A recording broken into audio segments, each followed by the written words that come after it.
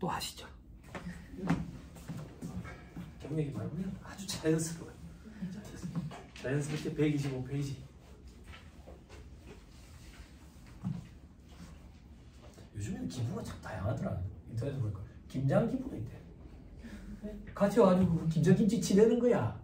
그런 건 재밌겠대. 동네 아줌마들 반상회 하듯이 다 모여가지고 나도 그거 같이 끼워가지고 막 이방하는 거지. 그리고 막 침이 다 튀어들어가지고. 그게 속맛 아니야? 아, 왜? 아니에요 여러분, 죄송해요. 죄송할게. 그죠? 입을 다 틀어막고 할 거예요. 자, 9번에 공유생적 성질의 구조 비과세 범위 돼 있죠. 동그라미 1번 사택을 제공받음으로써는 이, 그러니까 임직원들한테 사택을 제공해 주는 거, 이것도 어떻게 보면 월세 대주는 거나 마찬가지 아니야? 비과세하겠다 그 얘기야.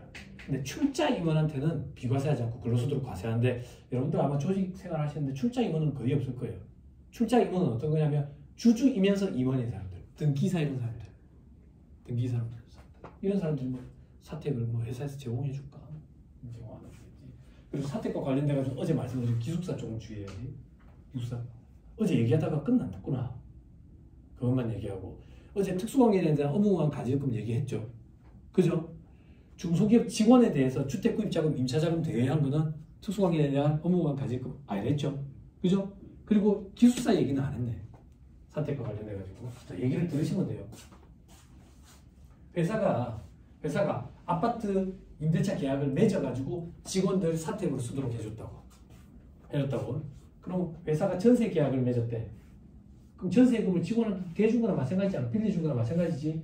특수관계에 대한 업무관 가지금을 보지 않아. 월세를 대신 대준 거나 마찬가지지. 월세 계약을 했으면 비과세. 그런데 일부를 직원이 부담하면 전부 다 과세예요. 비과세 하잖아. 그러니까 월세가 100만 원인데 직원 부담이 10만 원이다. 그럼 90만 원 근로소득 과세돼. 회사가 다 대줘야 돼. 됐지? 자, 그리고 조금만 더. 어떤 경우가 또 생기는데, 우리 회사 본사가 서울이야. 근데 이 직원들을 부산에 좀 보내야 돼. 부산에 보내야 되는데, 이 부산 현장에 보내는데 이게 장기화될 것 같아. 한 2, 3년. 근데 부산에는 사택이 없어. 그래서 부산에 있는 집을 계약을 해야 될 거 아니야. 그지? 회사가 계약을 해야 돼. 법인이, 임대차 계약서에 법인이 해야 된다고. 그런데 그 집주인은 회사랑 계약을 안 하고 싶어요. 소득이 포착되기 때문에 세금 안 내려고. 그래서 이 직원들이랑 계약하려고. 직원들이랑 계약하면 안 돼. 근로소득 과세돼. 회사랑 계약이 이루어져야 돼. 회사랑. 됐어요? 됐죠? 절대 안 돼. 근데 조금만 더. 직원이 전세 물건이 거의 동일하는데 전세를 구했대. 근데 이 집주인이 직원이랑 무조건 계약을 해야 되겠대. 회사랑 계약을 하면 안 된대. 그래서 어쩔 수 없이 직원이랑 계약을 하고 회사가 전세 자금을 갖다 대줬어. 그러면 특수관계인에 대한 업무관 가지금을 보지는 않아. 즉 법인 입장에서 불이익은 없는데, 예규에 보면 특수관계인에 대한 업무관 가지금으로 본다면 계산해야 될 인정이자 금액 있지? 그 금액만큼은 근로소득으로 과세를 시키래. 예규에 그렇게 돼 있어. 이게 복잡지 되게. 그죠? 네, 그런 거지. 거기까지. 그죠? 절대 일부라도 대주면 안 돼. 그러면 근로소득이야. 근로소득. 됐죠? 됐습니다. 자, 그 정도 하시면 됩니다. 넘어갑니다. 다음 페이지 동그라미 2번. 요게 중소기업 직원에 대한 거. 어제 얘기한 거. 그죠? 그리고 뭐 동그라미 4번 이거는 이제 보험회사에서 넣어주는 거, 그런 거예요. 자, 넘어가시죠. 자, 다음 페이지 괄호 이번에 사택 제공 이익 돼 있죠. 그죠? 저 밑에 반가로 이번에 사택이 돼 있죠. 넘어가세요. 다음 페이지 반가로 3번에 임차 사택이 돼 있죠. 그죠? 자, 밑에 실무 포인트의 제목을 보세요. 1번에 임대인에게 지급하지 않고 직원한테 주는 거는 과세된다고. 그죠? 좀 더 세분화시켜서 얘기하면, 자세하게 얘기하면 직원이 절대 계약하면 안 돼. 직원이 계약한 건 안 된다고. 그게 동그라미 3번에 있어요. 국내 법인이 현지에서 사택에 대한 임차 계약을 체결하고 임차료를 건물주 등에게 직접 지급을 하면 비과세가 되는 거야. 근데 근로자를 통해가지고 임대인한테 지급이 돼. 그럼 근로소득으로 과세돼. 그죠? 밑에 2번에 회사 명의로 임대차 계약을 해야 돼. 그렇게 안 하면 근로소득 과세돼. 3번에 일부를 근로자가 부담하면 과세돼. 됐죠? 여러분들이 시간 되실 때 한 번씩 안에 읽어보세요. 그죠? 자, 그 정도 보시면 될 것 같아요. 10번에 비과세 근로소득의 지급명세서 제출 여부 돼 있죠? 그죠? 7번 봐봐. 어제 제가 그 얘기했던 거 기억나? 기재가 되는 비과세, 기재 안 되는 비과세가 있댔지. 그 기재가 되는 비과세가 원천징수 이행상환 신고서 그리고 지급명세서에 기재되는 거. 그거 어떤 건지 보자 그 얘기야. 그걸 지급명세서 제출하느냐 안 하느냐 이렇게 표현하고 있다고. 자, 비과세 근로소득은 총급액 계산할 때 제외되는데 비과세 근로소득 중 일부 근로소득은 지급명세서에 기재를 해야 돼. 이게 기재하는 비과세야. 그죠? 기재 안 하는 비과세도 있고. 그죠? 기재하는 비과세는 그 중 끝에 원천징수 이행상환 신고서에 또 기재가 돼야 돼. 포함이 돼야 된다 그 얘기야. 그렇죠? 자, 밑에 보면 비과세율 있죠? 많아요. 근데 여러분들이 사용하시는 프로그램에 이미 다 세팅이 돼 있다고. 자체 ERP 쓰시는 회사도 세팅을 다 해놨을 거예요. 그리고 도조타는 도조 세무사에서 사람마다 세무사랑 프로는 여러분들이 차고 있는 사이에 업데이트를 시켜주니까. 그죠? 세상 좋아졌죠? 옛날에 업데이트 할 때 기억해봐. 경쟁이 얼마나 돼요? 경쟁이 얼마나 되세요? 1년 안 됐다고? 1년 정도 안 됐어? 괜찮아. 모르는 데서 아는 척 하는 게 부끄러운 거지. 응? 괜찮아. 예, 너무 그러면 경력 많으신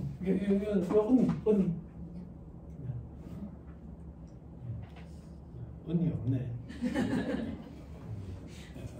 예전에는 프로그램 업데이트 하려면 막내가 서버에 가가지고 업데이트 좀 할게요. 그러면 저기 있는 언니가 잠깐만 있어라.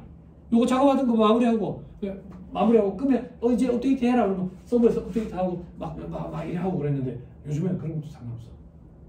그냥 실시간으로 다 되지. 2년? 여기는요? 2년. 여기는요? 2년. 여기는요? 그러면 결산은 한 번씩 다 했어요? 네, 알겠습니다. 화이팅! 할 수 있습니다. 할 수 있습니다.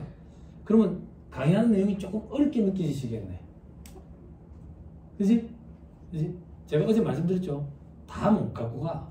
다 갖고 가려고 하는 것 자체가 욕심이야. 욕심이에요. 그럼 다 못 갖고 오면 어떡해? 우리는 앞으로 평생 이 바닥에 있을 거야. 그리고 제가 어제 애정남이라 했지. 애매한 거 정해준다 했지. 우리는 평생 책볼 팔자라. 그러니까 돼. 그러니까 언제 되는데요? 제가 믿는 말인데 무슨 일이든 10년 하면 다 잘해. 그러니까 조급해할 필요 없어. 걱정할 필요 없어. 사람에 따라 빨리 잘하는 사람이 있고 뒤늦게 잘하는 사람이 있지. 빨리 잘하면 좋겠는데요. 빨리 잘하면 퇴사도 빨리 해. 지 잘난 맛에. 회사에 임원까지 다는 사람들 봐봐. 똑똑한 사람 잘 없어. 인간관계가 원하는 사람이 임원까지 달고 있어. 똑똑한 사람은 지 똑똑한 맛에 먼저 그만두고 나가. 사업해야 된다고 그런 사람들. 10년 하면 무조건 다 잘해. 걱정할 필요 없어. 대신 책은 많이 봐야 돼. 그럼 이거 숙제예요. 회계사무실에 계시는 분들. 이거 지급명세서 우리 출력하잖아. 출력하면 지급명세서 저 뒤에 있어. 몇 쪽 중 몇 페이지 이런 거 있거든. 이런 데 있어. 그런데 밑에 보시면 우리 관심 있는 것만 몇 개 볼게요. 잘 따라오세요. 코드로 찾읍시다. 코드로 H03 찾아봐. H03 자가운전 보조금이지. 옆에 오른쪽에 지급명세서 작성 여부에 뭐라고 돼 있어? X라고 돼 있지. 그러니까 여러분들이 자가운전 보조금을 급여대장에다가 작성을 하면 프로그램이 우리랑 약속을 해가지고 원천징수 이행상환 신고서 총 지급액에 요거를 배제시키고 넣는다고. 그 말이야, 그 말. 됐죠? 넘어갑니다. 다음 페이지 M01 봐봐. M01 100만 원으로 돼 있지. 구개별로. 요거는 기재된다고 돼 있지. 그지? 501 봐봐. 501 동그라미 18-1에 생산직 등의 종사하는 근로자 등의 시간의 근무수당 비과세 되는 것 기재된다고 돼 있지. 그리고 P01 10대 비과세 기재된다고 돼 있지. 됐어요? 됐어요? 이게 여러분들이 아셔야 될 건 이걸 기억하라는 얘기가 아니야. 이건 프로그램에 이미 세팅이 돼 있기 때문에 우리가 일할 때 지장이 없고, 우리가 기억해야 될 건 원천징수 이행상한신고서랑 지급면세세 들어가는 총 지급액은 근로소득도 아니고 총급액도 아니라는 얘기야. 그걸 알아야 된다고. 그렇죠? 넘어가면 4번에 근로소득 수입 시기. 자, 급여 근로를 제공한 날에 속한다. 그렇죠? 임여금 처분에 의한 사기가 성과급이라고 생각하면 된다. 일반적으로 임여금 처분 결의일이 속하는 사람인데, 물론 계량적 비계량적 요소를 평가해가지고 차등 지급을 해야지. 그렇죠? 괄호 3번에 인정상여는 근로 제공일에 속하는 사업. 어제 했죠, 인정상여. 넘어가면 다음 페이지 나왔다. 체크만 하고 가자. 괄호 3번 성과급. 하나, 둘, 세 번째 줄. 계량적 비계량적 요소를 평가하여 그 결과에 따라 차등 지급. 그때는 개인별 지급액이 확정되는 연도에 기속된다. 그러면 작년 성과 낸 걸 가지고 올해 3월에 확정을 시키니까 올해의 근로소득으로 보고 내년 2월분 급여를 지급할 때 연말정산을 하겠다는 얘기야. 그러면 작년 걸 가지고 연말정산을 다시 할 필요가 없어지는 거지. 됐죠? 됐죠? 됐죠? 야, 부가세 강의 들어야 돼. 법인세 강의는 좀 어려웠긴데. 여러분 광고 조금만 하고 갈게요. 100명이 앉아있어라 10명이 앉아있어. 제가 받는 돈은 똑같아. 광고야. 잘 들어요? 잘 들어요? 지금 오늘 우리 하는 강의가 실무 강의라고 표현하는 거잖아요. 그지? 회계세법은 이론 실무 이런 게 없어. 그냥 회계세법이야. 그럼 이 바닥에서 왜 이론 실무라고 따지는데, 회계세법은 이건데 수업 목적으로 수험생들은 이 부분을 좀 많이 중점적으로 보고, 실무에서 일하시는 분들은 이 부분을 좀 중점적으로 많이 봐. 그걸 가지고 이론 실무 이렇게 많이들 나눠. 근데 이론 실무 이렇게 쪼갤 수가 없어. 그냥 한 덩어리야. 한 덩어리. 그런데 단계는 무조건 있어. 실무 강의도 단계가 있다고. 처음에 지출 증빙 실무를 강의라는 게 있어. 수요가 잘 없어서 잘 안 열려. 근데 경쟁이 짧은 독서들은 이런 거 찾아서 좀 들어. 그러니까 어떠한 지출이 생겼을 때 4대 법적 증명이 어떻게 수취해야 되는지 그런 거에 대해서 하는 거야. 요게 끝나면 기초경리 실무라는 강의가 있어. 요게 끝나면 부가가치세 실무야. 요걸 하고 나면 결산 실무. 요걸 하고 나면 법인 조정 실무야. 제가 지난달에 하고 된 게 이거야. 이게 많이 어렵다고. 많이 어려워. 다음 주에 제가 여기 부산에서 하는 게 요거 두 개를 합쳐놓은 거. 그리고 이거랑 별개로 인건비는 원천세 실무. 요걸 듣고 나면 연말정산 실무. 지금 하는 거예요. 요걸 듣고 나면 이제 종소세 실무. 이렇게 단계를 좀 거치면 도움이 돼. 근데 밑에 단계는 수요가 없어가지고 잘 안 열려. 왜 수요가 없는데? 다 잘 안 나. 다 잘하는 거지.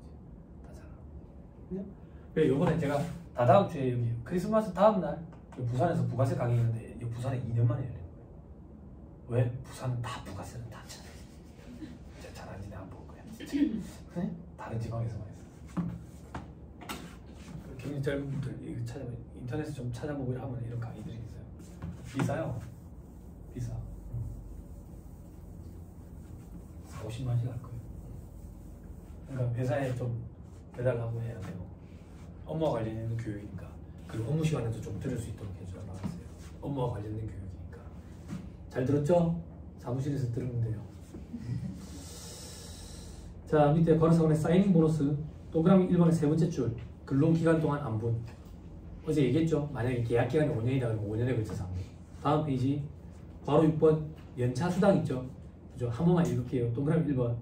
근로기준법에 따른 연차 유급 휴가일에 근로를 제공하고 지급받는 연차 수당의 수입 시기는 소정의 근로일수를 개근한 연도의 다음 연도가 되는 거다. 요것 때문에 문제가 생겨. 들어보세요. 이제 저는 뭐 노무사가 아니라 가지고 그런 쪽은 잘 몰라요. 제가 아는 선에서 언급을 드리면 우리가 연차 수당이라는 거는 신입사원은 없지. 1년을 만근을 했을 때 다음 연도에 15개부터 시작되는 게 연차지. 그 15개는 유급휴가라고. 그 유급휴가라는 얘기는 쉬어도 돈이 나온다는 얘기거든. 그치? 근데 못 쉬었대. 그럼 그걸 하루 일당으로 계산해서 주는 게 연차수당이라고. 그죠? 지금 신입사원이라면서요. 신입사원은 월차가 있지. 한 달 하면 다음 달에 한 개씩 생기는 거야. 그지? 쓸 수 있어요? 눈치 안 보고? 수요일에 쓸 수 있어요? 수요일에 조심해서 써야 돼요. 수요일에 쓸 때. 수요일에 쓰고 목요일에 출근하면 면접 보고 온 줄 알아요. 항상 수요일에 연차를 쓰면 일주일이 빨리 가서 좋아. 그래서 수요일에 쓰는데 쓰고 나면 병원에 면접 보고 왔냐? 면접 보고 왔냐? 피곤해. 다시 1년을 만근했기 때문에 다음 연도에 15개가 생겨. 극단적으로 할게. 15개를 안 썼다고 볼게. 그러면 하루 일당을 계산해서 연차수당이라는 걸 주지. 그지? 요 연차수당의 귀속 시기는 방금 했지. 세법에서 다음 연도라니까. 그러면 다음 연도의 근로소득이야. 그런데 회계 기준에서는 이 연차는 작년에 만근했기 때문에 생긴 거야. 그래서 작년 12월 31일자로 미지급 급여로 달아놔야 돼. 그게 차이가 생긴 거야. 그지? 우린 지금 세법을 하지. 그럼 회계 처리할 때는 12월 31일자로 연차수당을 계산을 해서 급여, 미지급 급여 달아놨겠지. 근데 세법은 다음 연도 급여니까 송금불산입 유보해서 부인시켜야 돼. 그리고 다음 연도 급여니까 송금산입 마이너스 유보로 추인시켜야 된다고. 법인 실무 강의를 안 들어서 좀 힘드실 건데, 자, 요렇게 얘기해 줄게. 연차수당이 있네. 미지급 급여 달고 세부 조정할 때는 송금산입 유보로 부인시키고, 다음 연도가 되면 송금산입 마이너스 유보로 추인시키고, 미지급 급여 달려있네. 송금산입 유보로 달리고, 다음 연도 되면 추인시키고, 매년 그렇게 해가면 돼. 회계랑 세법의 귀속 시기의 차이 때문에 그래서 생기는 거야. 그럼 왜 이렇게 차이가 있습니까? 회계 세법은 똑같으면 좋겠는데, 똑같으면 내가 굶어 죽어. 달라서 내가 먹고 살아. 그럼 많이 달라요? 많이 다르지는 않아. 근데 어떻게 먹고 살아요? 아주 어려워.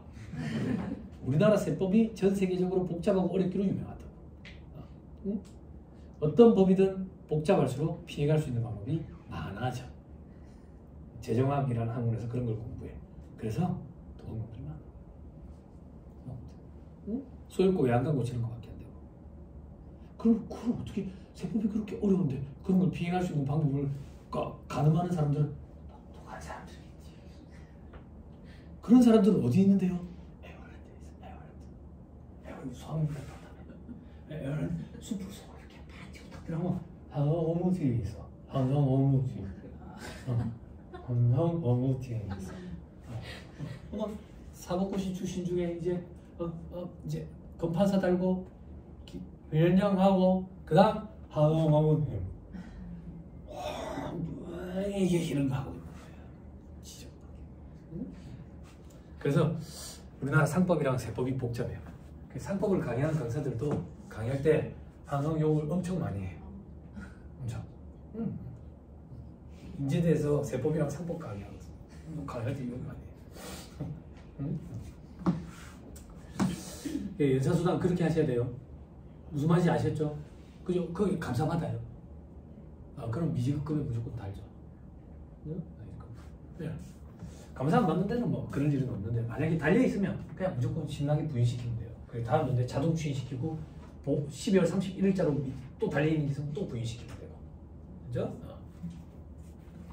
그러면 비고의 내역은 뭐라고 써야 됩니까? 소득금액 조정합계표에 연말 뭐라고 연차수당 손익귀속 시기의 차이에 따른 금액 송금불산입 유보 처분함.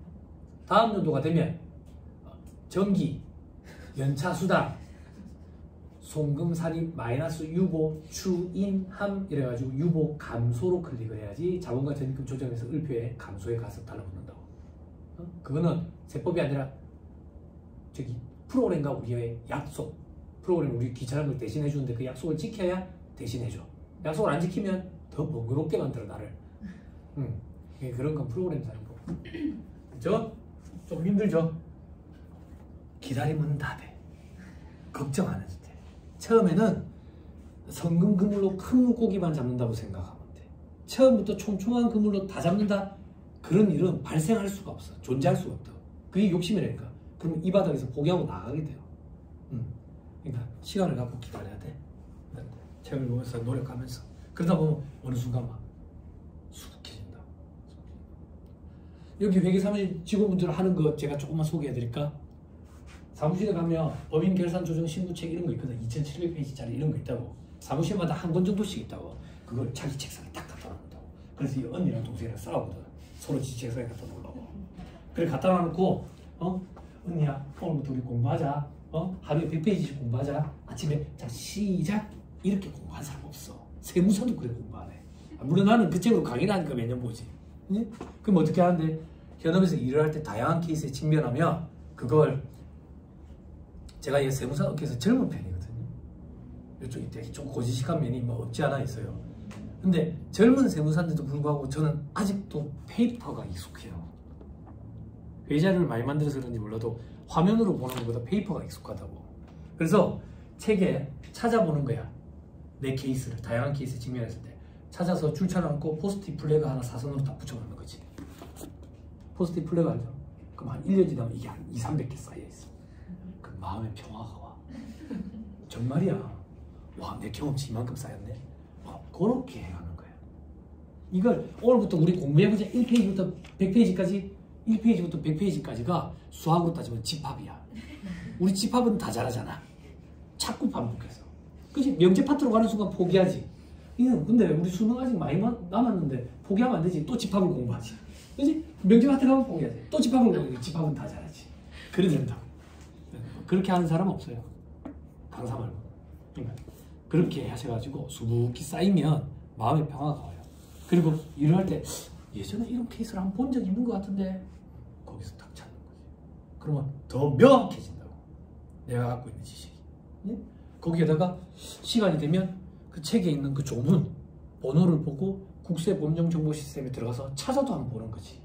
그래가지고 프린터로 출력해보고 그런 거지. 그런 게 경력 아니겠어. 그죠? 네? 작년에 했던 거 보고 똑같이 해야지. 작년에 했던 엉터리인데. 근데 엉터리를 했는지도 모르고 한 10년이 흘러가는 거지.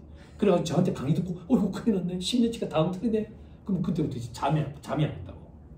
잠이 안 온다고. 회계사무실에 직원들 특징이라고. 동생이 때문에 몰라. 요번에 부가세 신고, 종소세 신고할 때도 책을 내 옆에 갖다 놔놓고 내가 보면서 찾아보면서 해야지. 그럴 시간이 어디 있어. 그지? 그럼 어떻게 해? 일단 기한이 정해져 있지. 작년에 했던 거 보고 그대로 하지. 그렇게 4~5년이 흘러버려. 강의 들었는데 아차 싶은 거야. 엉터리를 한 거야. 그럼 그때부터 이제 밤에 잠이 안 온다. 어떡하지? 똥탕 난 게 보이는데 우리 세무사님한테 얘기해야 되나? 우리 세무사님 성격이 개차가인데 내한테 막 난리치고 가사세도 물어내라 할 것 같은데 그럼 못 자지. 죽으라고 묻더라고 빌어야 되나? 그래서 사장이 혹시나 그 전에 먼저 죽지는 않을까? 혹은 세무조사 받기 전에 내가 이직을 해야 되지는 않을까? 그때부터 미치는 거야 사람이. 그래서 제가 강의해보면 경력이 많은 언니들이 많이 와. 필요성은 그때 느낀다고. 근데 동생들이 왔다는 건 굉장히 고무적이라고.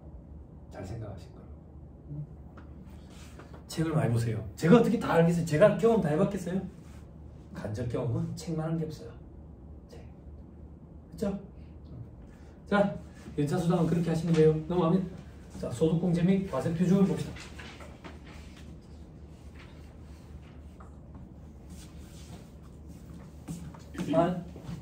자, 총수익금액에서 필요금액 차감한다더라. 그럼 이제 소득금액이 나오더라. 이 소득금액을 다 더한다. 이자, 배당, 사업, 근로, 연금, 기타 소득금액 여기까지 다 더해서 종합소득금액이라더라.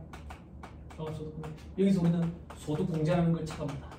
소득공제 어제 얘기했었다. 인적공제, 기본공제, 추가공제라는 게 있었고 연금보험료공제 있었고 주택담보 노후연금, 이자비용공제라는 게 있었고 주택자금공제가 청약지축이라든지 아니면 전세자금, 원리금 상환액, 그리고 장기주택 전환차익금, 이자 상환액 공제, 그거에 대해서 지금부터 볼 거야. 즉 세액공제는 조금 이따 보는 거야. 응? 지금 소득공제 볼 거야. 자, 봅시다.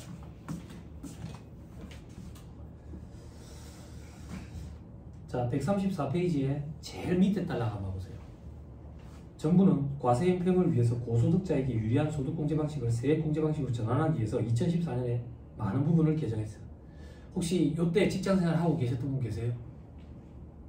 2014년 없어요? 2014년에 혹시 연말정산 대란 났었다 뭐 이런 얘기 들어본 적 있어요? 없어요? 혹시 뒤에 계세요? 2014년에 연말정산 대란이라고 표현했었거든. 그때 난리였었어. 우리나라 전체가 난리였다고. 그래 언론마다 이래가지고 대단냐부터 시작. 그때 누구 정권이었는지 모르겠는데 욕을 엄청 많이 해서 기획재정부가 욕을 진짜 많이 먹었다고. 그때 했던 게 뭐냐면 부자들 증세하고 서민들은 감세하자라는 차원에서 뚝 걸리세요. 이 소득공제에 보험료 소득공제, 무료비 소득공제, 교육비 소득공제, 기부금 주택자금 소득공제, 기부금 소득공제 이래 있었거든. 이 보험료 소득공제 중에 공적보험, 건강보험, 노인장기요양보험, 저거 고용보험은 여기 남겨두고 나머지 사적보험, 일반 보장성보험이라든지 장애인 전용 보장성보험은 요로 내려버렸어. 세액공제로. 그래서 지금 요로 돼 있는 거야. 그리고 의료비는 세액공제로 내려버렸다고. 그리고 교육비도 세액공제로 내려버렸어. 주택자금 문제는 그대로 남아있어. 기부금도 세액공제로 내려버렸다고. 이것 때문에 난리가 났었어. 전국적으로. 욕을 진짜 많이 했어. 그래가지고 2월에 연말정산을 했는데 이게 웬걸? 이것 때문에 이거 개정된 기준 때문에 2월에 연말정산을 했는데 내 월급이 없다고. 한 달치 다 걔네가지고 월급이 없다고. 그리고 세무사회에서도 걱정했었어. 예전으로 다시 돌아가지고. 왜? 부자를 증세하고 서민들을 감세하고 어쨌든 정책적인 목적에 따라서 이걸 유도하려면 계산 구조에 윗단계에서 조절을 해야지. 밑에 단계에서 조절하면 여러 부작용이 생길 수가 있다. 컨트롤 못하는. 그래서 과거로 다시 돌아가자 이런 움직임이었는데 시간이 흘러서 통계 수치를 봤더니 부자 증세가 이루어지고 서민 감세가 이루어진 게 맞았더라고. 벌써 10년이 지났지. 맞아. 잘된 정책이었어. 그럼 그때 한 달치 월급을 걔냈다. 그 사람 뭔데? 나중에 조사해봤더니 회사에서 원천징수를 잘못했어. 근데 그걸 가지고 언론에서 욕을 진짜 많이 했다고. 그래서 어떤 칼럼도 올라왔냐면 몇 년이 지나서 그때 기획재정부에 담당했던 사람들이 언론사에 너무 서운하다 이거야. 그렇게 모르고 욕을 했으면 지금에 와서 사과라도 좀 해주지. 그러면서 특정 언론사를 막 겨냥해서 얘기하는 거야. 그 언론사에 손석희 아저씨 거기서도 막 욕을 많이 했었어. 근데 지금 시간이 흘러보니까 부자 증세가 이루어진 게 맞아. 잘된 정책이었어. 잘된 정책. 됐어요? 됐나요? 하나만 더. 이걸 개정을 할 때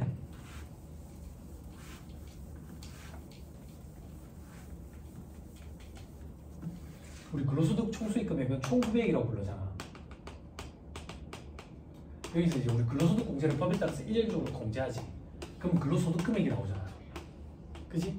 우리 기본공제 대상자 연간 1인당 150만 원 소득 공제해 줄 때 소득 금액 요건이 100만 원 이하지. 소득이 아니라 소득 금액 요건으로 100만 원 이하라고. 100만 원 이하. 2014년에 연말정산 대란, 즉 연말정산과 관련된 세법 개정이 대대적으로 이루어졌는데 그 이루어지기 전에 근로소득 공제 500만 원까지는 80%였어. 그래서 총 금액이 500만 원일 때는 80% 400만 원이라서 근로소득 금액이 100만 원 이하에 해당하기 때문에 기본공제 대상자가 됐는데 그때 이 연말정산 대란 났을 때 사람들이 전부 다 저기에 포커스를 두고 있었는데 그때 요게 70%로 바뀌었어. 그럼 이제 350이니까 소득 금액이 150이니까 기본공제 작년에는 받았는데 올해 못 받는 그런 불상사가 생긴 거야. 그래서 요걸 다시 80%로 돌릴 줄 알았는데 이걸 80% 돌리지 않고 근로소득만 있는 자는 근로소득 금액이 150만 원까지는 기본공제 대상자에 넣어주겠다라는 규정이 있는 거야. 그때 바뀌어서 그랬어. 바뀌어서. 여기까지 됐지요? 됐어요? 자, 해보자. 자, 다음 페이지 소득 종류별 차등 적용하고 돼 있죠? 그죠? 뭐 어쩌고 저쩌고 돼 있는데 넘어갑니다. 136페이지 3번 소득공제 배제 동그라미 2번 과표 확정 신고를 하여야 할 자가 소득공제 세액공제 증명서를 제출 안 하면 그냥 기본공제 본인분과 표준세액공제 13만 원만 해줘야 돼. 그런데 서류를 나중에라도 제출해주면 해준다고. 근데 원천징수 의무자가 하기에는 버겁다고. 그러니까 직원이 직접 할 수 있도록 도와준 건데 공인인증서 갖고 그래가지고 옆에서 좀 도와준다지. 그지? 홈택스 잘 돼 있어가 불러오게 하면 연말정산 했던 거 다 불러와지거든. 그러다가 이제 영수증 받아오고 있으면 그 그 스캔 해가지고 이래 올려주고 그러면 안 돼. 응? 그러면 지가 알아서 막 계산 이래가지고 저장후 다음 하면 제일 마지막에 이란다고 환급 계좌를 좀 넣으세요 이란다고. 그럼 환급 계좌를 넣으면 마이너스 얼마를 넣어드립니다 이란다고. 그때 이제 그 중에 한 10만 원만 이렇게 수수료 이렇게. 자 밑에 4번에 소득공제의 종합한도 돼 있죠. 그죠? 2,500만 원이라고 돼 있죠. 요건 듣고 올리세요. 아, 한도도 있긴 하구나. 한도에 걸리는 경우 극히 드물지만 한도도 있긴 하구나. 그 정도만. 다음 페이지 인적공제. 자, 인적공제는 기본공제와 추가공제를 인적공제라는데 인적공제 합계액이 종합소득금액을 초과할 때는 없는 걸로 본다. 즉, 이 인적공제 합계액이 소득금액을 초과하는 경우에는 없는 걸로 본다. 마이너스 인정 안 된다 그 얘기야. 그럼 만약에 종합소득금액이 얼마 안 돼가지고 인적공제 했더니 마이너스가 돼버렸어. 다음 연도는 2월 이런 것도 안 돼. 됐죠? 자 밑에 기본공제. 종합소득이 있는 거주자, 즉 월급쟁이 말고 종합소득이 있는 사람들은 다 돼. 그게 무슨 말인데요? 근로소득뿐만 아니라 타소득이 있는 사람들도 종합소득공제는 적용받을 수 있다 그 얘기야. 인적공제는. 그렇죠? 자 어떻게 하는데 첫째 줄 끝에 한 명당 연간 150만 원. 됐습니까? 그렇죠? 자 표에 보자. 자 기본공제 대상자 한 명당 연간 150만 원. 그럼 기본공제 대상자는 나이 요건과 소득금액 요건을 갖춘 사람을 말해. 응? 그럼 나이 요건과 소득금액 요건만 갖추면 됩니까? 아니. 생계를 같이 하고 있는 동거가족이어야 돼. 동거가족. 그걸 뭘로 판단하는데요? 전입신고를 가지고 판단한다고. 전입신고. 됐죠? 자, 그때 본인은 나이 요건 소득금액 요건 안 따져. 그러니까 나 일단 무조건 150만 원은 소득공제 되는 거야. 그리고 배우자는 나이 요건 안 따지고 소득금액 요건 100만 원만 따져. 그때 이 소득금액은 이 총수익 금액을 소득이라고 표현하거든. 소득이 아니라 소득금액이라고. 즉 필요기비까지 차감한 후의 소득금액. 그때 그 소득금액은 종합만 아니 종합, 퇴직, 양도소득금액 합해서 100만 원 이하야. 됐죠? 그래서 부모님이 소득이 없더라도 집을 팔아가지고 양도소득금액이 있으면 기본공제를 못 받을 수가 있어. 예, 그런 걸 주의해야 돼. 그죠? 그 지은이가 그러죠. 그 지은이가 그 저기 지인들이랑 전화 통화하는 걸 좀 꺼린대요. 그래서 카톡이 차라리 낫대요. 지은이 몰라요? 잔소리하는 지은이 잔소리만 듣기가 좋아요. 지은이 말고 다른 사람이 하는 잔소리는 되게 듣기 싫죠. 그죠? 그러니까 되게 친해 보이죠. 그죠? 근데 걔는 저를 잘 몰라요. 걔가 그러죠. 전화통화 끓인다고. 그죠? 요즘에 그런 시대가 왔더라고.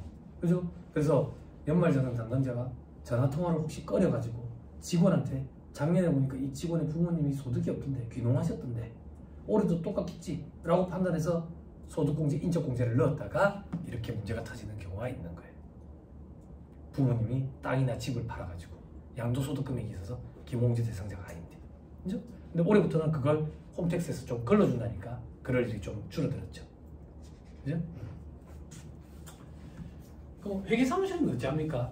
회계사무실은 어찌 하면 가족관계증명서 요거를 매년 달라 합니다.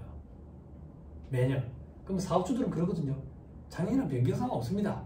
그래도 매년 달라 합니다. 매년 달라 할 때 그 가족 옆에 소득금액이 있는지 없는지 있다 없다 써서 보내달라 합니다. 보내달라. 소득금액이 100만 원 이하 사업주들이 이런 것까지 파악은 못해요. 그리고 소득과 소득금액이 어떻게 구분되는지 장사하기 바빠 죽겠는데. 그죠? 그냥 벌어들인 돈이 있는지 없는지만 옆에 써달라고 얘기합니다. 그래서 있다 그러면 전화해서 파악을 해보는 거죠. 전화해서 파악을. 그럼 할 일이 좀 줄어들어요. 거기는 이제 연말정산 담당자분들끼리 상의를 해가지고 어떻게 하면 우리가 좀 편해질까 이런 걸 생각하셔가지고 공문을 보낼 때 같이 보냅니다.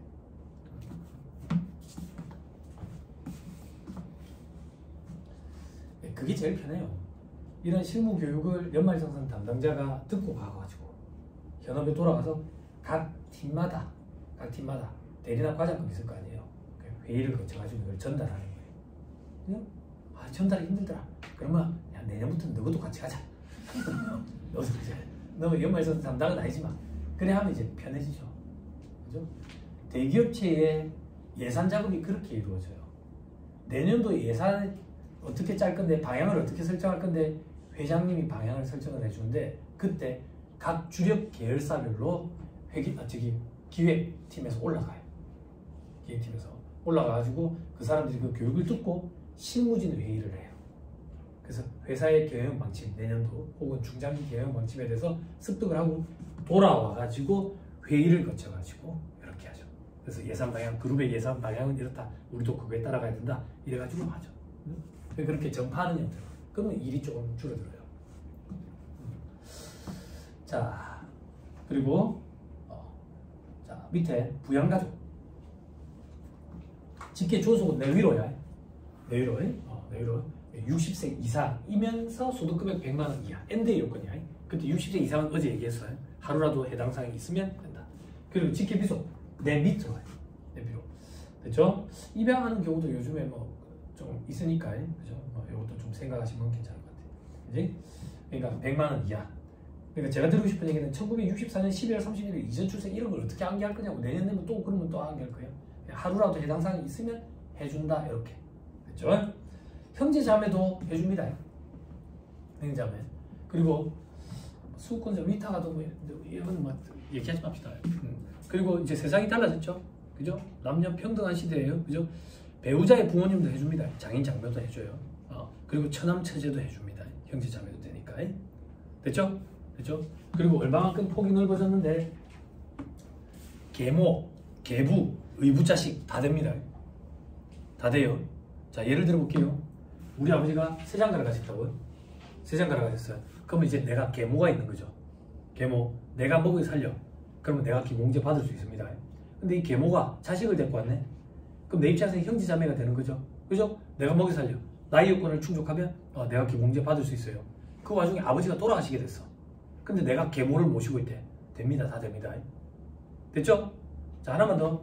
자, 제가 이제 재혼을 해요. 재혼을 하는데 양육권을 제가 갖고 있어가지고 애 둘을 키우고 있어요. 근데 재혼한 이 여자도 양육권을 갖고 있어가 애 둘을 데리고 왔어. 그래가지고 같이 산다고. 그죠? 요것도 기본제 다 받을 수 있어요. 근데 요건이 법률혼이어야 돼요. 그래서 이게 힘든 거예요. 자식들 걱정에 사실혼 관계가 많아요. 혼인신고를 안 해요. 자식들 때문에. 그러면 안 돼요. 세법은 인정 못 받아요. 됐죠? 됐죠? 자, 밑에 별표시에 근로소득만 있는 경우에 총급액 500만 원 이하. 요 규정 때문이다. 요 규정 때문에. 자, 그 다음 밑에 공제 대상자 본인이 되어 있는데 아까 했고. 다음 페이지 배우자. 동그라미 1번. 거주자와 이혼한 부인은 배우자의 범위에 포함되지 않는다. 이건 무슨 말이냐면 기본공제 대상자 요건을 판단할 때는 12월 31일자 기준이거든. 7월 1일자로 배우자랑 이혼을 했대. 그러면 12월 31일자로는 배우자가 없지요? 그러면 배우자에 대한 기본공제 못 받아. 근데 아를 내가 혼자 키운대. 그러면 한부모 공제는 받는 거야. 들어보세요. 7월 1일자로 배우자랑 사별했대. 배우자가 죽어버린 거야. 그러면 사망일 전일 기준으로 따진다라고 돼 있다고. 그러면 6월 30일에는 배우자가 살아 있었죠. 그러면 배우자 공제 150만 원 받을 수 있어요. 다만 한부모 공제는 못 받죠. 이렇게 따지는 거예요. 그렇죠? 웬만하면 해주는 방향으로 세팅되어 있다고. 장애인 공제도 7월 1일자로 장애가 치유됐대. 그러면 치유되기 전일 기준으로 따진다고. 6월 30일 장애가 있었죠. 그럼 장애인 추가 공제 200만 원 해준다고. 웬만하면 해주려는 방향으로 세팅이 되어 있다. 그래서 생각하면 좀 편하다. 자, 그 다음 동그라미 2번. 무조건 법률혼 관계해야 된다. 됐죠? 밑에 직계 존속 해준다. 아까 제가 설명 다 드렸다. 됐죠? 근데 이건 안 돼.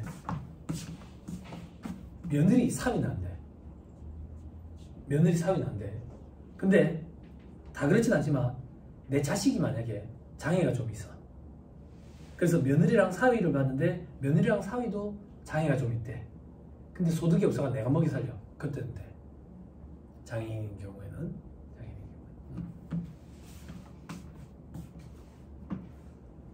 근데 제가 그런 건 잘 모르겠는데 병원에 계시는 분들이 계시니까 요즘에는 장애 등급이 3등급까지 있나요? 등급 받기 힘들죠. 그죠? 가라 환자들이 많아가지고. 제가 할아버지랑 같이 살 때는 그때 5등급까지 있었는데 할아버지가 중풍이 2번 오니까 5등급이 나오더라고.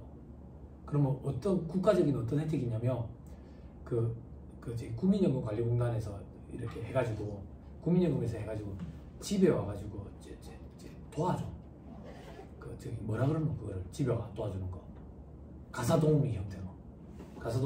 그러니까 중증도가 어느 정도인지에 따라 가지고 매일 오는지 아니면 며칠에 한 번씩 오든지, 그리고 오면 대소변 누이 드리고 목욕도 시키 드리고, 그리고 냉장고에 가족들이 보호자들이 식자재를 사다 놔놓으면 음식도 만들어 주는 거야. 음식도 만들어 주는. 근데 이걸 3, 40대 가라 환자들이 진단서를 그렇게 끊어가지고 그렇게 하는 일들이 생긴 거예요. 성추행도 벌어지고. 그래가지고 이게 조금 까다로워진 걸로 제가 알고 있어요.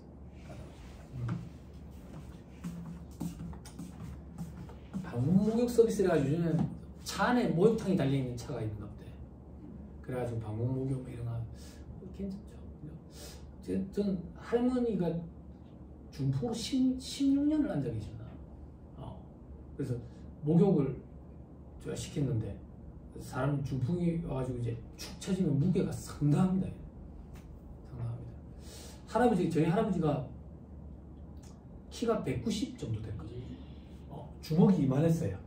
그래서 할아버지가 농담으로 그런 얘기를 많이 했어. 소시적에 술집에 가서 술을 먹으면 술집 사장이 돈을 안 받는데 깡패인 줄 알고 주먹이 이만했어. 농사 지으시던 분인데 할아버지가 엄청 깔끔하신 분이었어.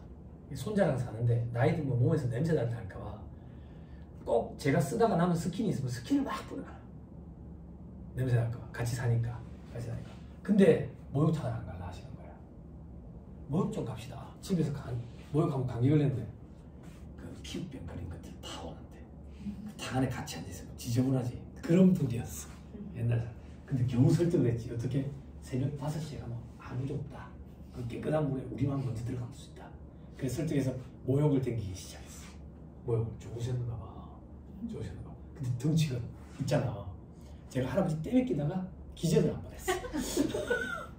모욕탕에서 기절을 한 번. 처음 기절을 봤네.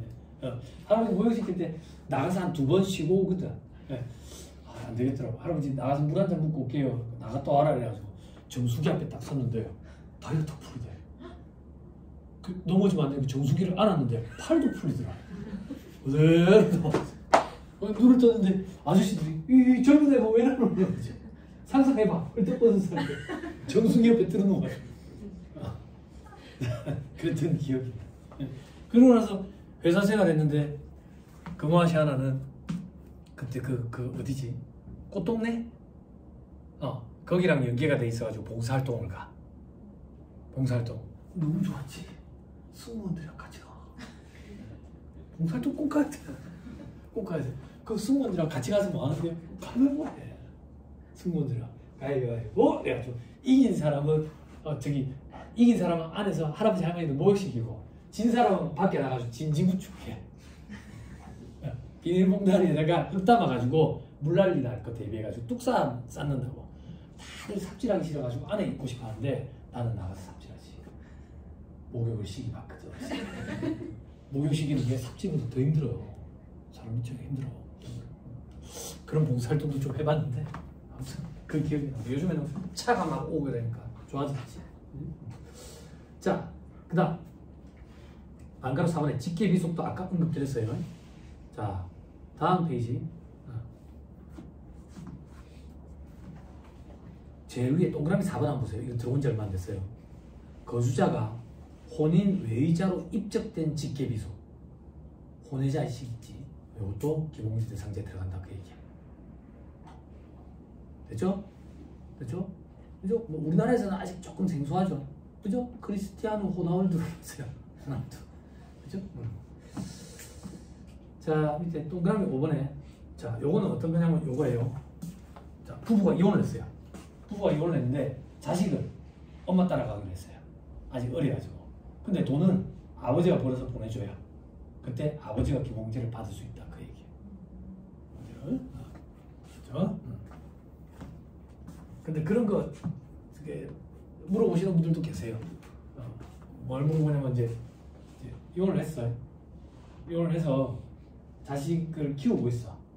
근데 둘 다 돈벌이를 해. 여기는 사업소득자야. 여기는 근로소득자야. 연봉이 되게 높아. 연봉이 되게 높아. 근데 여기 사양은 내 버릇차야. 사양이 내한테 전화와서 물어보는 거지.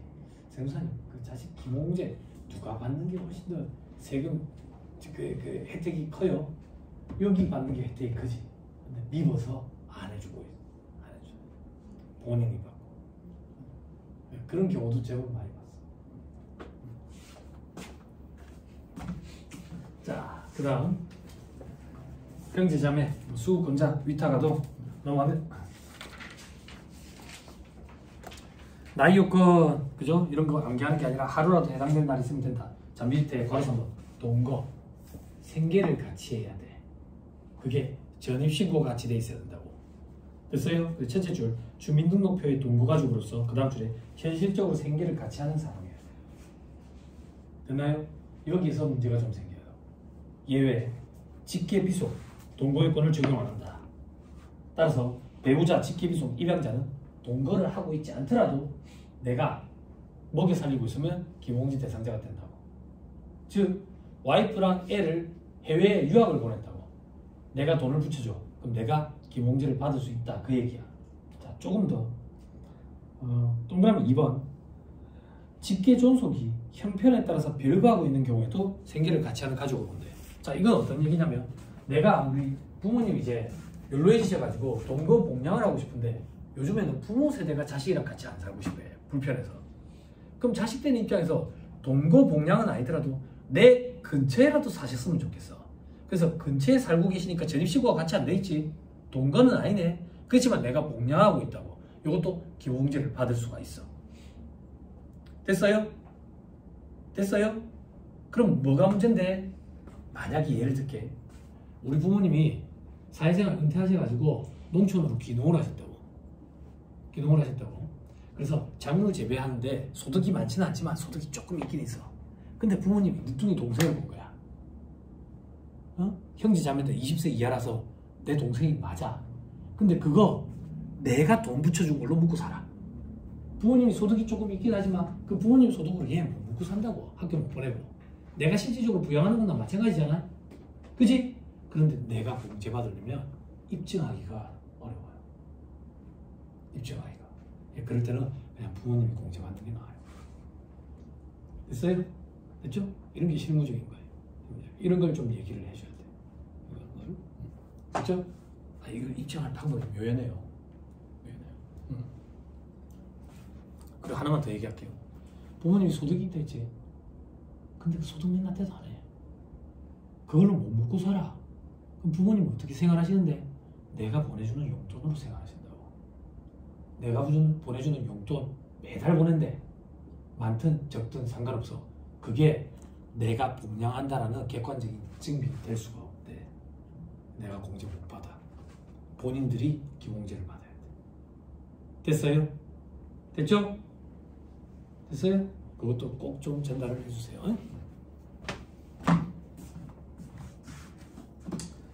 자, 그 정도 보시면 되겠나. 자, 동그라미 3번.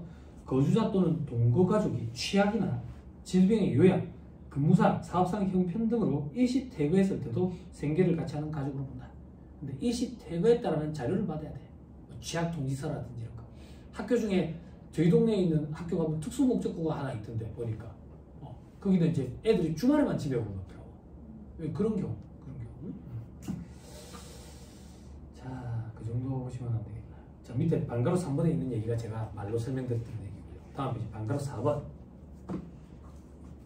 일시퇴거란 동거가족으로 있다가 그 다음 주에 일시퇴거한 거니까 그 다음 주에 애초부터 동거한 적이 없다면 일시퇴거도 아니래. 됐죠? 오케이, 됐어. 자, 그 정도 보시면 되고요. 넘어가면 자, 밑에 실무 포인트 되죠? 그죠? 해외 거주 직계 존속의 공제 대상자 여부 돼 있죠. 그죠? 부모는 안 돼. 부모는 안 돼. 그렇죠? 그래서 두 번째 줄에 얻을 수 없다. 이것만 기억하면 돼. 그리고 3번은 여러분들 읽어보세요. 제가 아까 말로 설명했던 내용 사례로 만들어 놓은 거예요. 넘어갑니다. 다음 이제 괄호 4번 소득요건은 종합 퇴직 양도 소득 금액 합계 기준으로 100만 원 이하다.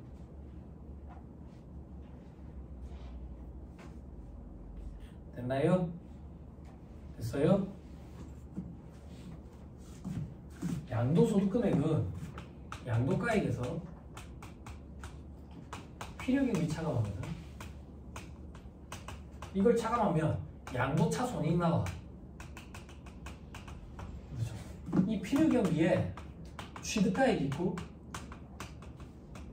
기타 필요경비라는 게 있어. 기타 필요경비하고 복비중고 이런 거야. 복비중고 이런 거. 이 양도손익이 100만 원 이하가 아니라 여기에서 장기보유 특별공제라는 걸 빼줘. 이걸 빼고 나면 양도소득금액이 나와. 요거 기준으로 100만 원 이하를 따져야 돼. 요거 기준이 아니라. 요것도 조금 중요하고. 퇴직소득은 퇴직소득에서 근속연수 공제와 환산급여 공제라는 걸 뺀 후에 퇴직소득금액이 돼. 됐죠? 그럼 공제는 어떻게 된대요? 그럼 내일까지 해야 돼. 안 돼. 고시생들 상대로 강의하는 거 그런 거. 자, 됐습니다. 그리고 그 밑으로 하나, 둘, 셋, 네 번째 줄. 비과세, 분리과세 소득금액 제외한 나머지 가지고 100만 원 이하 여부 따진다. 즉, 요 얘기다. 부모님이 소득금액이 있더래. 무슨 소득금액? 이자, 배당, 금융소득이 1,500만 원 있더래. 금융소득 금액은 2천만 원 이하인 경우에는 분리과세 선택 가능하거든. 분리과세 때. 분리과세 된다는 얘기는 이 종합소득세 계산 구조에 안 집어넣는다는 얘기야. 안 집어넣으면 종합소득 금액은 없지. 그걸 가지고 100만 원인지 여부를 판단해야 된다는 얘기야. 됐죠? 됐죠? 그래서 분리과세 소득만 있는 경우는 기본공제를 받을 수가 있다고. 됐어요.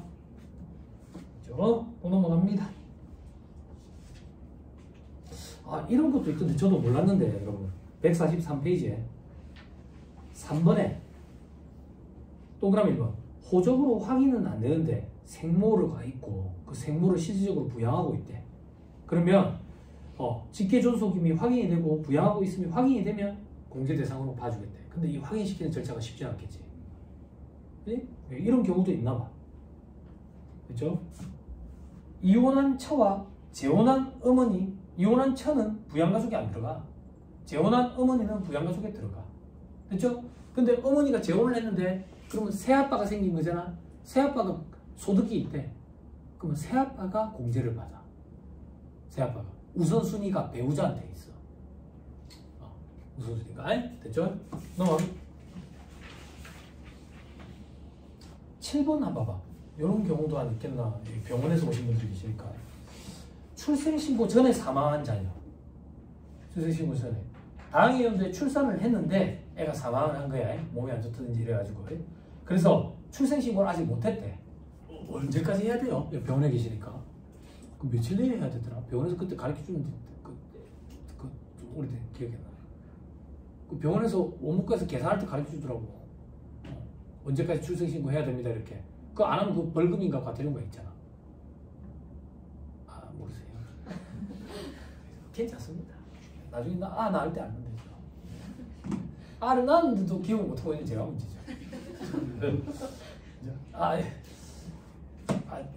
여러분 제가 그 서울에서 군생활 군생활 포천에서 했거든요. 그 직장생활은 서울에서 했고 군생활 할 때랑 직장생활 할 때 제일 많이 들었던 얘기 중에 하나가 야 애는 놓는 게 아니라 낳는 거지. 애는 놓는 게 아닙니다. 그죠? 부사는 애 낳았던 누웠던 막 이런 데가 애는 놓는 게 아니라 낳는 거지 이러더라고. 감사하죠. 바로 잡아줘서. 그죠? 또 많이 들었던 얘기가 짜은 게 아니라 짠 거지. 짜다. 짭다가 아니라 짜다지. 이런 얘기도 참 많이 들었어요. 그죠? 짭다가 아니라 짜다래요. 그죠? 감사하죠. 서울 초등들. 한 번씩 내려오면 뭐 부산 왔는데 배 안 사주냐? 부산에 산다 그러면 집에 배가 있는 거야. 그죠? 어디 회센터 이런 데 가가지고 이제 광어 한 마리 썰어주면서 이게 뭔데 물어본다고. 참돔이지 뭐야? 와 참돔 너무 맛있네 이러는데 서울 참돔. 그죠? 그냥 아무거나 썰어주고 참돔이라고 하면 돼. 그럼 엄청 좋아한다고. 그죠? 광어 같은 거 맛있는 거 같은데. 네? 자, 이럴 때 가족관계 출생 및 사망 기록이 병원에서 확인이 되겠죠. 확인이 되면 직계비속에 해당되니까, 그죠? 사망일 전일 기준으로 따지니까 기부공제를 받을 수가 있어요. 됐나요? 그리고 이거는 각 나라마다 조금씩 다른 기준이 있나 보던데 우리나라에서 태아는 기부공제 대상이 안 돼요. 출산했을 때부터. 그게 그런 게 있대요. 언제부터 이걸 이렇게 인격을 부여할 건지, 수정됐을 때부터 인격을 부여할 건지, 뭐 몇 주부터 부여할 건지, 뱃속에서 나왔을 때부터 부여할 건지, 뭐 이런 게 각 나라마다 조금씩 차이가 또 좀 있나 봐. 그래서 우리 애 낳아보신 분들 태아보험이라고 얘기하지, 뱃속에 있을 때. 그지? 나오고 나면 이제 보험 이제 달라지잖아. 보험료도 달라지고, 보험료도. 그 정산이 이루어져. 태아일 때보다 보험료가 줄어들거든.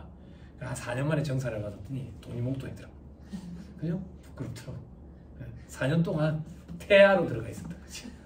태아로. 애 이름도 없이. 자, 정보 보시죠. 넘어갑니다. 자, 요거 시험 포인트. 이런 내용은 저는 되게 좋더라고. 잘 받아놓으세요. 경력이 짧은 동생분들은 특히나. 제가 아까 그 얘기했죠. 이자 배당 소득이 있더라도 2천만 원 이하인 경우에는 분리과세로 되니까, 그죠? 종합소득 금액이 없는 걸로 봐서 기본공제를 받을 수 있다 했잖아. 그때 그 2천만 원 이하 여부를 어떻게 판단하냐 이거야. 이자 배당 소득 지급 명세서 있잖아. 여기에 동그라미 24번 찾아봐. 동그라미 24번. 동그라미 24번. 찾았어? 찾았으면 체크 좀 해. 나는 알고 있는데도 색깔을 칠해놨잖아. 동그라미 24번에 요 금액이 2천만 원 이하면 기본공제 받을 수 있는 사람인 거야. 그죠? 그리고 2번에 근로소득 돼 있죠? 그죠? 요거는 근로소득 원천지수 영수증에 지급명세서에 동그라미 21번 총급에 있지. 그죠? 요게 500만 원 이하면 받을 수 있어. 물론 타소득이 없어야 돼. 응? 넘어갑니다. 연금소득, 공적연금 있죠? 공적연금. 공적연금은 그냥 일반적인 연금소득 금액이 100만 원 이하여야 되거든. 그게 동그라미 17번이야. 동그라미 17번 이 금액이 100만 원 이하여야 되는데 이 책의 저자가 친절하게 여기가 100만 원 이하 되려면 총 연금액이 5166666 돼야 된다 그 얘기야. 왜? 연금소득도 공적연금은 연금소득 총연금액이라는 게 있거든. 여기서 연금소득공제라는 걸 법에 따라 일률적으로 계산된 사실에 따라서 빼준다고. 근로소득공제처럼. 이거는 한도가 900만 원이야. 이 한도 900만 원에 걸리려면 총 연금액이 4,100만 원 있는 거면 한도 900만 원에 걸린다고. 이렇게 역산을 했을 때 여기가 100만 원까지 되려면 51666이다 라고 써놔준 거야. 됐죠? 그래 할 필요 없고 그냥 연금소득금액 100만 원 이하인지 여부만 보면 돼. 그죠? 자, 그리고 바로 이번에 사적연금. 사적연금은 개인연금저축 불입하는 거야. 개인연금저축 불입하는 거. 자, 봐봐요. 공적연금은 여기 있다. 해당 사항 어디 쓰실 거니까 있는 것만 하자. 국민연금 얘기하는 거야. 국민연금. 그리고 사적연금은 개인연금저축 불입하는 거. 그리고 퇴직연금. 퇴직금을 연금 형태로 받는 거. 연금 형태로 받는 거. 그런 걸로 구성이 되는 거야. 그런 걸로. 됐죠? 자, 그때 요 오타가 좀 있더라. 동그라미 30번 찾아봐. 연금소득 종합과세 여기 있죠? 그죠? 여기가 1,500만 원 이하일 경우야. 1,200이 아니라 이 계정이 이렇다. 1,500.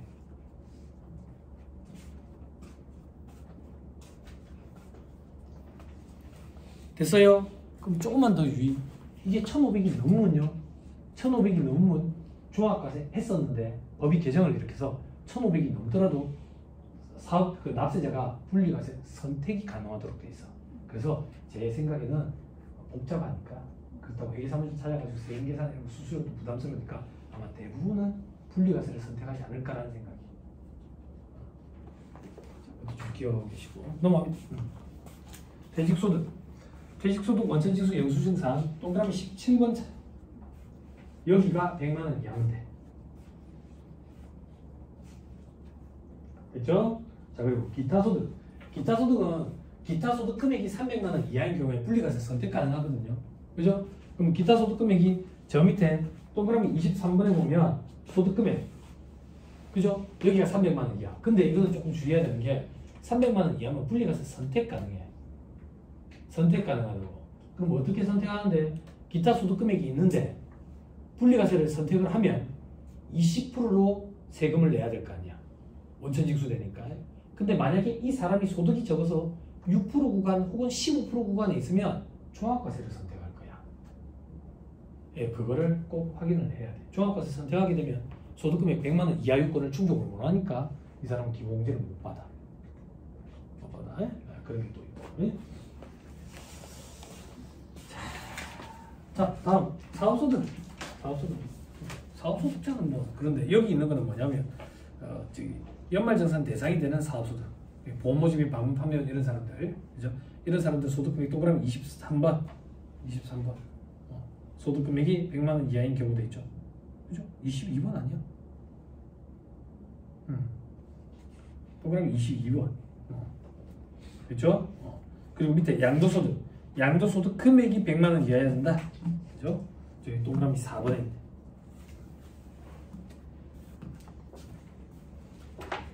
그죠? 이런 걸 옆에 갖다 놔놓고 굳이 암기할 필요가 뭐 있어? 고시생들도 아니고. 고시생들은 제가 암기하고 시키지. 암기 못하면 30cm짜리 손톱을 이렇게 세하고 탁 때리지. 여러분들 옆에 갖다 놔놓고 그냥 보면 되지. 그죠? 자, 그 다음 이제 추가공제. 추가공제부터는 식사를 하시고 얘기를 좀 하시죠.